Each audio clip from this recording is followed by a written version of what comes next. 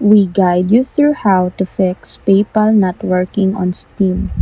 So first, make sure your PayPal account is active, verified, and has a valid payment method linked to it. Next, check your billing address in PayPal matches the one on your Steam account, as mismatched information can cause payment failures. If everything looks correct, log out of Steam, restart Steam clients, and sign back in. Before trying to purchase again, you should also clear Steam's website browser cache by going to Steam settings, selecting in-game, and clearing the browser data. If the issue continues, try completing the purchase through the Steam website instead of desktop app, or use different web browser. Make sure your internet connection is stable and temporarily disable any VPN or proxy services, as these can interfere with payment processing.